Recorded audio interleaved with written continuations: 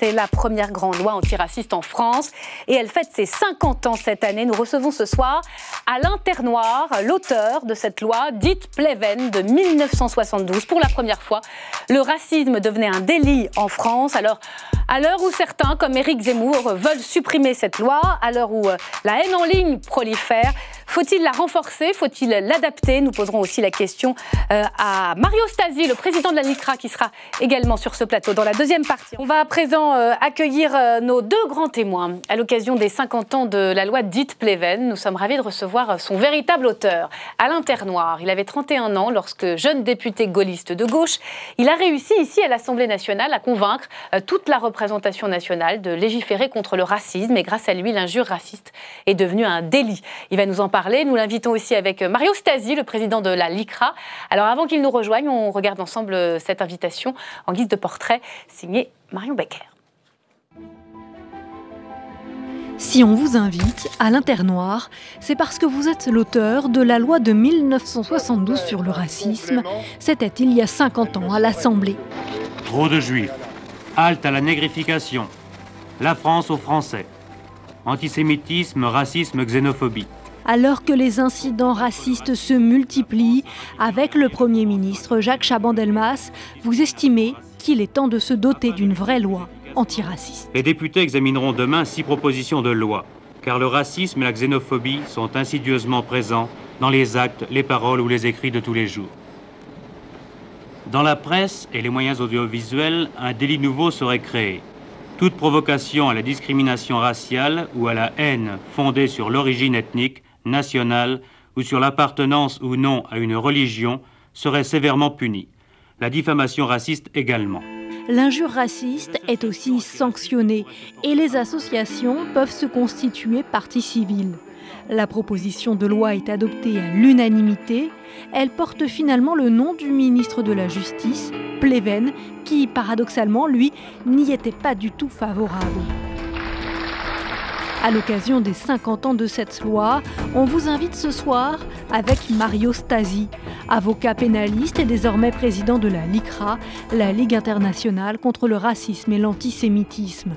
Depuis 2017, vous combattez toutes les formes de racisme et de discrimination. Une parole indicible ne doit pas être banalisée. Et donc la parole publique doit être impeccable.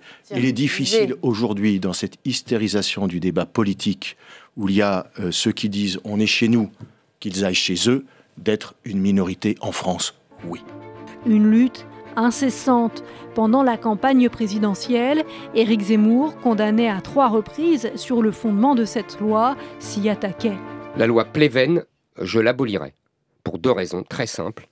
1, elle n'a été dévoyée par les juges. J'ai parlé avec le véritable auteur de cette loi, Monsieur Ternoir, qui m'a expliqué que ce n'était pas du tout l'objet que de faire une loi liberticide comme elle a été utilisée par les juges de gauche. En réalité, Alain Ternoir, vous n'avez jamais été aussi convaincu de l'utilité de votre loi. Mais on vous pose la question, Alain Ternoir et Mario Stasi.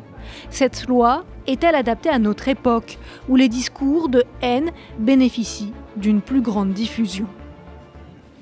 Bonsoir Alain Ternoir, ravi de vous accueillir sur le plateau de la chaîne parlementaire avec Mario Stasi. Bonsoir et bienvenue. Alors avant de vous demander si votre loi est toujours adaptée, s'il faut la renforcer, s'il faut la protéger, un mot de contexte. On va repartir un petit peu en arrière ici à l'Assemblée nationale, puisque c'est ici qu'a été rédigé ce texte, il y a exactement 50 ans, dans ces murs. Vous êtes un jeune député, Chaban est Premier ministre. Et comment vous arrivez à le convaincre qu'il faut une vraie législation antiraciste ? Chaban-Delmas à convaincre en la matière, ça n'était pas difficile. Il était de sa propre nature, de ses idées, de ses convictions, convaincu de cette nécessité d'avoir sur le racisme et la discrimination une nouvelle législation. Celle du passé n'était plus adaptée et très peu appliquée. Convaincre le garde des Sceaux, c'était d'une toute autre affaire. Alors, qui a été très réticent. René Pleven, parce que c'est quand même une injustice que cette loi porte son nom. C'est une erreur. À la limite une faute. De donner le nom de quelqu'un à une loi qu'il ne souhaitait pas, ce sont les médias qui l'ont ainsi instruite et annoncée. Non, c'est la loi de 72, comme on dit la loi de 1901, la loi de 1905. Point. Ça n'a pas besoin de porter un nom, d'autant plus qu'il n'est pas souhaitable qu'elle soit attribuée à une seule personne, car il faut qu'elle soit renforcée, complétée, en tout cas qu'elle vive le plus longtemps possible, parce que malheureusement, dans la nature humaine, le mal qu'est le racisme perdure. C'est rare qu'une proposition de loi soit aussi adoptée à l'unanimité. Comment vous avez fait ça? Convaincre tous les bancs de l'hémicycle? Le président de la République de l'époque, Georges Pompidou, y était également favorable. Nous avions ratifié la Convention contre la discrimination raciale l'année précédente. Il y avait quand même un certain nombre d'exactions commises dans la France de l'époque, 10 ans après la guerre d'Algérie, des comportements inadmissibles, inexcusables, qui faisaient que la loi de 1881 et le décret loi Marchandeau ne répondaient pas correctement à cette situation. Donc il fallait faire quelque chose. Convaincre, d'abord, la commission des lois, unanimement, m'avait désigné comme rapporteur, donc il y avait déjà, où toutes les tendances étaient présentes, où d'ailleurs tous les partis avaient déposé des propositions de loi, je n'étais pas le seul à travailler sur cette orientation. Et puis bon, ça semblait logique. C'était l'assemblée la plus gaulliste de la Ve République, et élue le 30 juin 1968, ne l'oublions pas.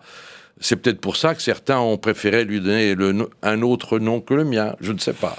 Mario Stasi, d'ailleurs, la LICRA est à l'origine de ce combat législatif. Alors la LICRA, on va être tout à fait honnête et exhaustif. La LICRA et d'autres associations, dont le BRAP, bien sûr. Il faut toutes les citer, bien sûr. Il faut toutes les citer, mais la LICRA, dès le décret Marchandeau de 1936, a considéré que cette réglementation était à parfaire et qu'il fallait une législation beaucoup plus solide qui vise à distinguer ce qui est de l'opinion de ce qui est un délit. Et c'est vrai que pendant des années et des années, la LICRA a œuvré afin qu'émerge une loi qui soit peut-être celle qu'on appellera d'un autre nom que la loi Pleven. En tout cas, moi je le souhaite et j'ai ma petite idée là-dessus.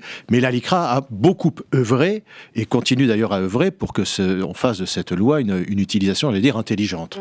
Est-ce qu'elle est toujours d'actualité, cette loi? Oui, elle est toujours d'actualité, mais je voudrais ajouter à ce que vient de dire le maître Stasi que ce qui lui a donné une force, c'est aussi, et c'est peut-être d'abord, le fait que les associations antiracisme, comme la LICRA, comme le MRAP, qui fut effectivement un large contributeur à cette législation, peuvent rester en justice. Et pas uniquement les victimes de faits racistes.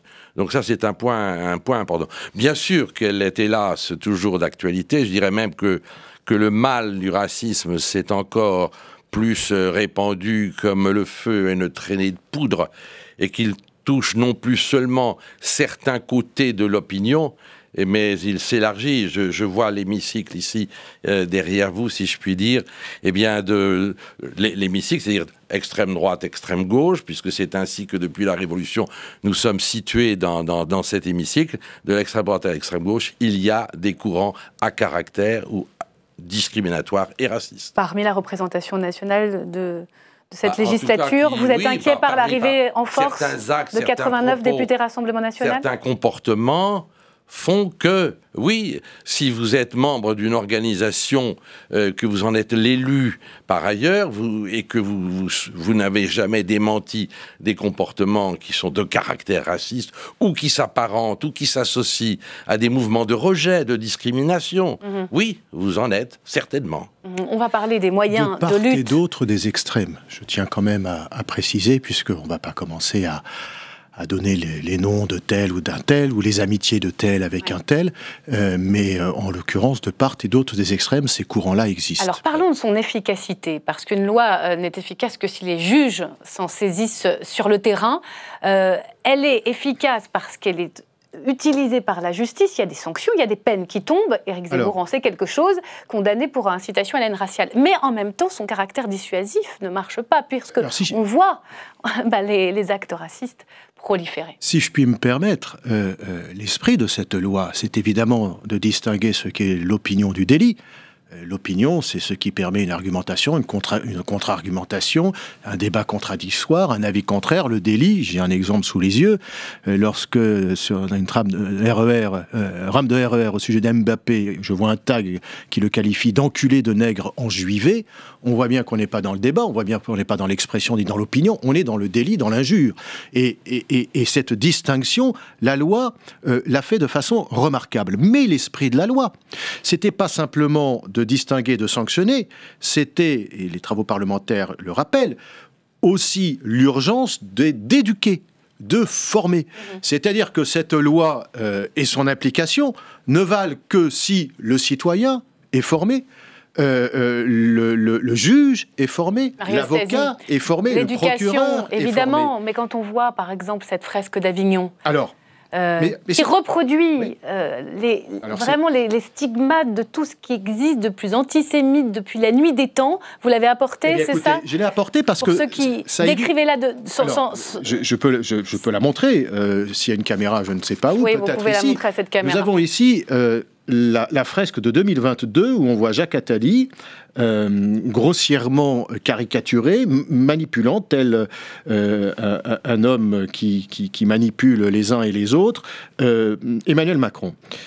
C'est l'imagerie populaire, entre guillemets, antisémite, qu'on le retrouve depuis des dizaines d'années. Fresque donc qui a été exposée à Avignon, qui est retirée 1941 et 1909. Voilà les trois fresques. Je vous ai montré celle de 2022, voilà 1941 et voilà 1909, où on a en 1909, dès 1909, un homme avide avec des sacs d'argent et de pièces sonnantes et trébuchantes qui, avec des fils, manipule tel l'impérialiste, tel l'homme politique, et c'est la finance, c'est les préjugés. Donc les outils répressifs existent, mais les actes demeurent.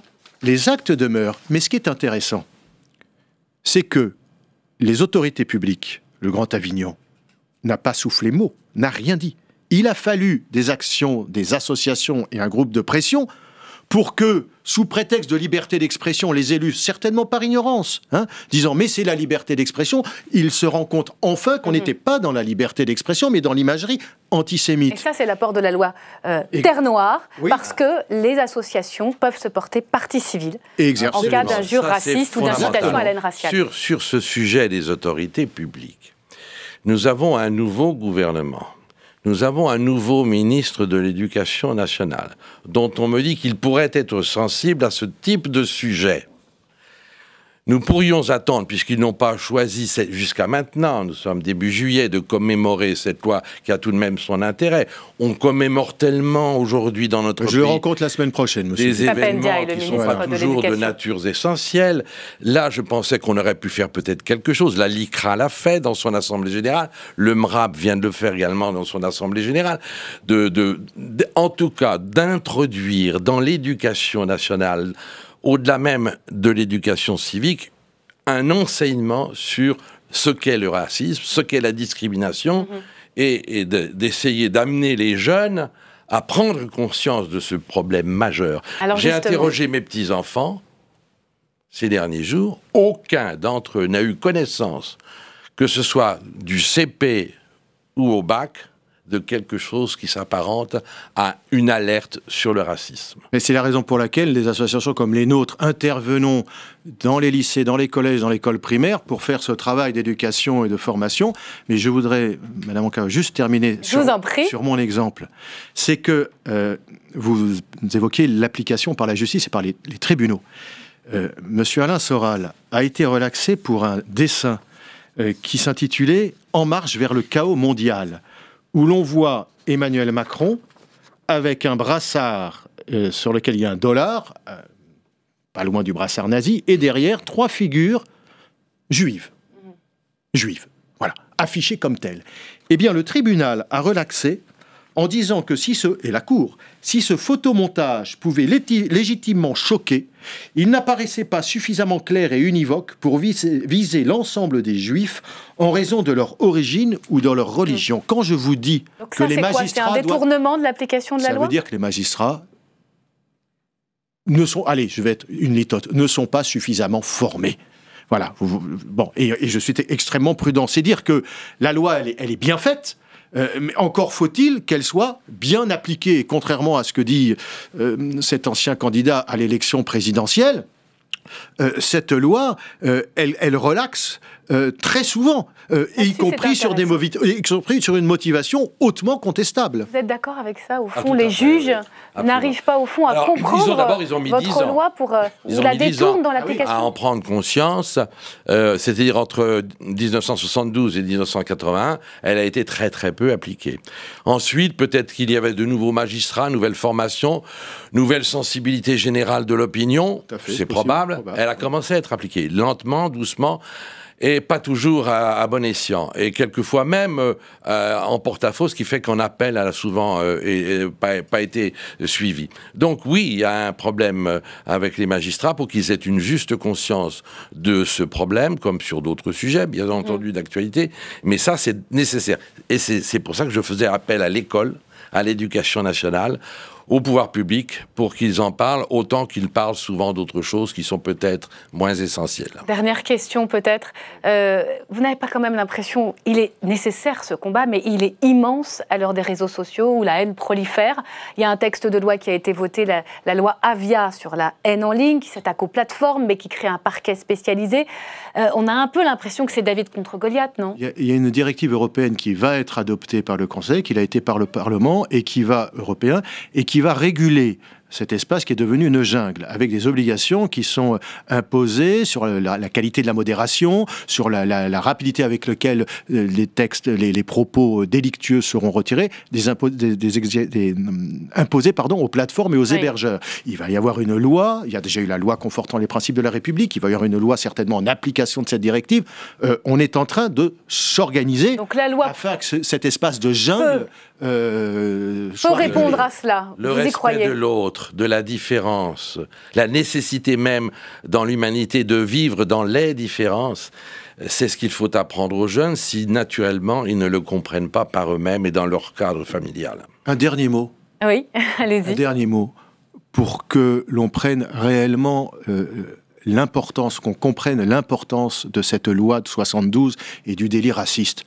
Arrêtons de faire du délinquant raciste un délinquant d'exception qui est traité avec les mêmes garanties procédurales qu'un journaliste. Sortons la loi de 72 de la loi sur la presse 1880. De 1880 et faisons des délinquants racistes un délinquant ordinaire, avec les mêmes droits écoutez, là, et avec les mêmes obligations. Dans la maison des représentants de la nation. Voilà.